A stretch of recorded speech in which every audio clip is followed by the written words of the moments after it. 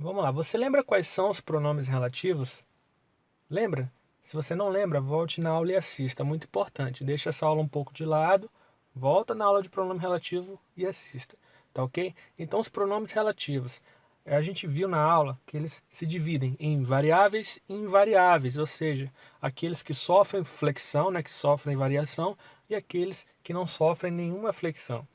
Quais são os variáveis? O qual e suas variações, né? Então, o qual, a quais, os quais, as quais, certo?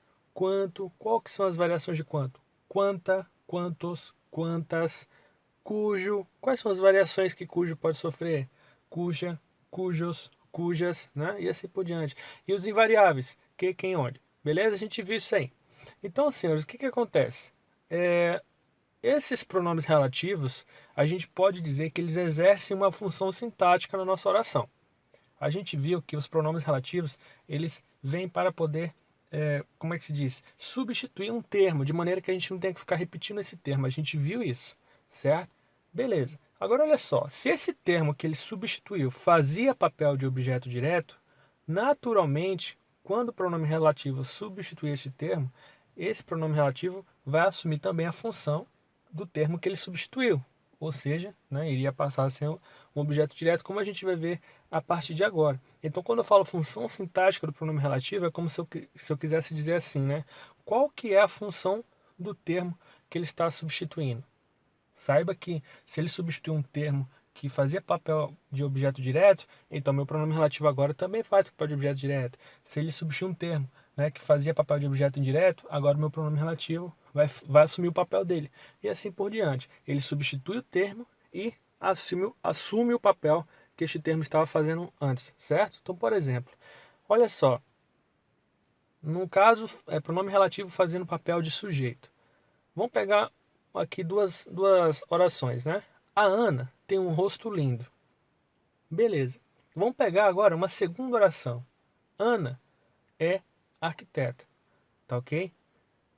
Para eu não ter que ficar falando o tempo todo Ana, Ana, Ana, Ana, Ana, eu vou colocar um pronome relativo. Agora eu vou fazer assim, ó. A Ana, que é arquiteta, tem um rosto lindo. Vocês estão percebendo o que está acontecendo? Eu tirei o Ana e coloquei o pronome relativo que. A gente já viu que o pronome relativo ele tem essa função, certo? Beleza. Agora o que que acontece, pessoal? Ana, aqui na minha segunda oração, está fazendo papel de sujeito, certo? Sujeito, verbo e o meu adjetivo, né? Fazendo papel de predicativo do sujeito. Então o que que acontece? Ana morreu, certo? E eu coloquei um pronome relativo no lugar. No momento que eu coloco um pronome relativo no lugar de Ana, o pronome relativo vai assumir a função que Ana estava exercendo. Então, se Ana é sujeito, o pronome relativo, quando substituir Ana, vai assumir o papel dela na oração. Também vai ser sujeito, tá? Então, nesse caso, a gente fala que o pronome relativo está exercendo função sintática de sujeito, entenderam? E ele pode, né, o pronome relativo ele pode exercer outras funções também. Então vamos lá. Objeto direto agora. Senhores, eu quero um motivo. O motivo me ajuda a superar. Para não ter que ficar repetindo motivo, motivo, motivo, motivo, eu vou tirar uma dessas palavrinhas motivo. E olha só agora como é que ficou. Quero um motivo que me ajude a superar, né? O qual me ajude a superar, pode ser também. Então, senhores, a minha palavrinha motivo, ela está fazendo papel de objeto direto, porque quem quer, quer alguma coisa. Que coisa é essa? Um motivo. Vocês estão entendendo? Um motivo. Então, senhores, eu vou pegar o motivo, certo? Vou pegar o meu objeto direto, vou substituir por um pronome relativo, e o pronome relativo vai assumir o papel de objeto direto. Então, nesse caso, a gente diz que o meu pronome relativo está exercendo a função sintática de objeto direto. Entenderam? Não é difícil, não é difícil. Vamos lá. Olha só, mas antes da gente seguir, só uma observação que eu tenho certeza que alguém vai confundir isso aqui. Olha aqui. A palavrinha motivo, na minha oração principal, ela faz papel de objeto direto. Quem quer quer alguma coisa. Na minha oração, que eu estou tentando introduzir no contexto, que é a minha segunda oração aqui, ó, o motivo me ajuda a superar. A palavrinha motivo está fazendo papel de sujeito. Você confere? Olha só, o motivo me ajuda a superar. certo? Então, senhores, a minha segunda oração ela pode até estar fazendo papel de sujeito, mas na minha oração principal ela faz papel de objeto direto. Ou seja, a palavrinha motivo que eu estou tentando substituir é aquela que faz papel de objeto direto, tá? Então, a palavrinha que eu estou tentando substituir é aquela que faz papel de objeto direto. Aqui em cima, quando a gente falou da Ana, a palavrinha que eu estava tentando substituir estava fazendo papel de sujeito. Vocês estão vendo? Então não confundam, tá ok? Pois bem, vamos seguir. Objeto indireto. Objeto indireto. Quero ir àquele shopping, né? Quem vai, vai a algum lugar, beleza? Então, vou pegar essa minha oração principal e vou tentar encaixar uma outra oração nela. Você foi ontem ao shopping. Juntando as duas, olha como é que ficou. Quero ir àquele shopping que você foi ontem. Certo, beleza. O que acontece? A palavrinha shopping está fazendo papel de objeto indireto, certo? E agora, quando ela foi substituída por um pronome relativo, o pronome relativo também assumiu o papel de objeto indireto.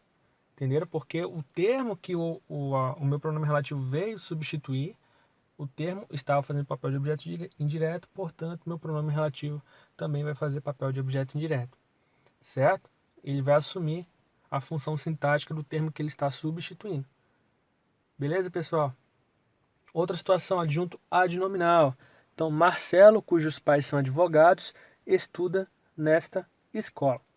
Veja que esse termo aqui, ó, cujos pais são advogados, está identificando Marcelo. Ou seja, esse termo aqui está exercendo o papel de adjunto adnominal. Está dizendo qual é o Marcelo. Caracterizando Marcelo. Não é qualquer Marcelo.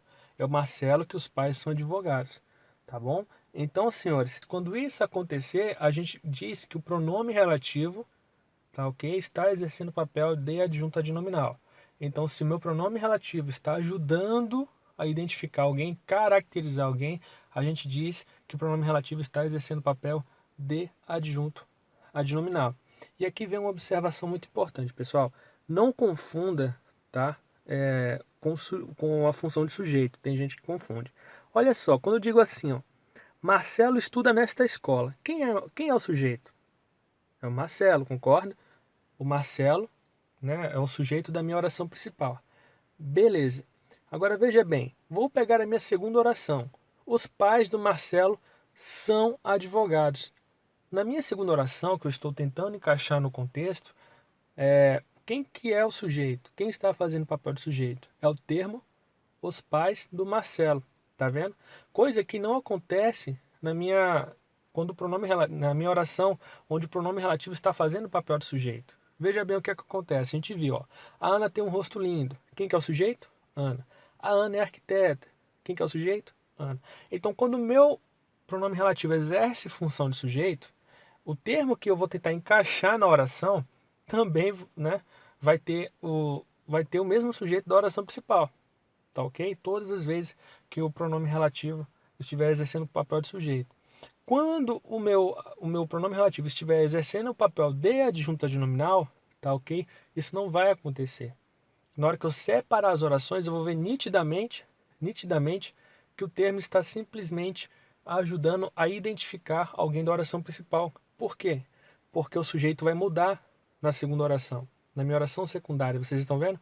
Os pais do Marcelo são advogados. Agora, quem é o sujeito? É o Marcelo? Não, são os pais do Marcelo, tá bom? Então, cujos pais são advogados é o pronome relativo cujo, né? Ele é um termo que está fazendo papel de adjunto adnominal, tá certo? Ele está na oração que ajuda a identificar, que ajuda a especificar, que ajuda a caracterizar alguém da oração principal. Entenderam? Basicamente é isso aí. Safo? Vamos seguir, pessoal? Tá ok. Então, senhores, a gente viu, né, que até agora a gente separava as orações para poder identificar se era objeto direto, objeto indireto, sujeito e assim por diante. No adjunto adnominal, você nem precisa separar as orações. É só observar. O pronome está dentro da oração que identifica alguém? Beleza. Está. Que caracteriza alguém? Está. Ou melhor, que especifica alguém? Beleza. Então, esse meu pronome relativo está fazendo papel de adjunto adnominal junto com toda a oração. Entenderam, pessoal? Vamos seguir? Pronome relativo exercendo o papel de complemento nominal. Você lembra o que é complemento nominal? Então, quando eu falo assim, ó, ele tem medo de aranhas. Certo. Medo é verbo? Não, medo não é verbo. Tá ok? Mas medo, apesar de não ser verbo, ele está pedindo a ajuda de alguém para ter seu sentido completo, que é o termo de aranhas, certo? Então, de aranhas está ajudando a palavrinha medo a ter seu sentido completo. E medo, a gente sabe que é um substantivo. Medo não é verbo, tá certo? Ué, lembra daquela aulinha de verbos transitivos e intransitivos, né? A gente viu que alguns verbos pedem ajuda para ter sentido completo. Pois é, mas não só os verbos. Os substantivos também podem pedir, que é o que está acontecendo aqui, tá bom? E o termo que está completando o sentido desse substantivo a gente chama de complemento nominal, beleza? Então o termo de aranhas é complemento nominal de medo. Tá bom, lembramos o que é complemento nominal. Agora veja bem, existe uma outra forma de eu falar a mesma coisa que eu estou falando aqui, ó. Ele tem medo de aranhas, tá? Existe uma outra forma de eu falar a mesma coisa, quer ver? Ele tem medo de que aranhas o mordam. Olha aí, a mesma situação. Você tem um termo completando o sentido da palavrinha medo, certo? Mesma situação. A diferença é que agora eu usei um pronome relativo, tá certo? Usei um pronome relativo. Mantive a minha preposição de, né? A gente já viu esse complemento nominal. Ele tem a preposição. Pois bem, só que agora eu usei um pronome relativo. Quando o meu pronome relativo está ajudando a completar o sentido de um substantivo, né? Enfim, de um adjetivo, de um advérbio, a gente fala que o meu pronome relativo está exercendo o papel de complemento nominal, tá certo? Então, se ele completa o sentido de um nome, né? A gente já viu o que é um nome. Se ele completa o sentido de um nome, então ele está exercendo o papel de complemento nominal, ok?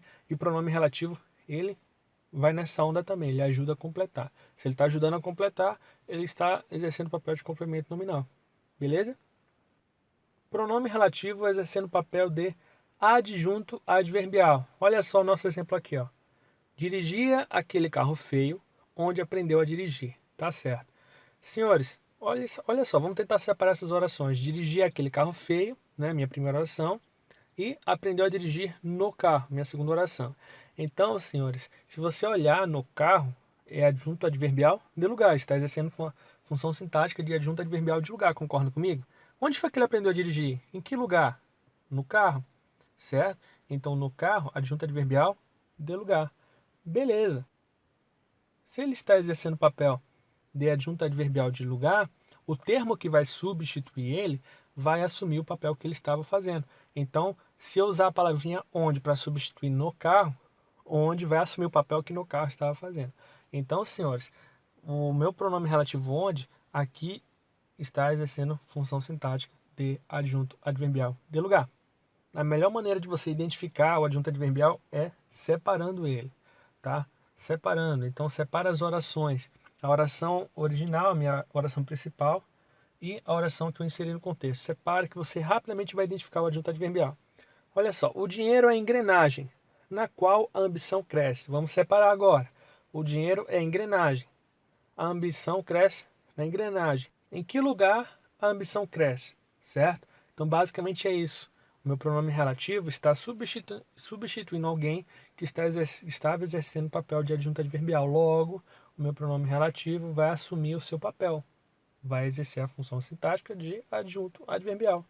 Tranquilo. Aí talvez você esteja se perguntando assim, Bruno, ele não tá aqui exercendo o papel de objeto indireto? Porque quem cresce, cresce em algum lugar. Não, tá errado. Porque o verbo crescer é intransitivo, certo?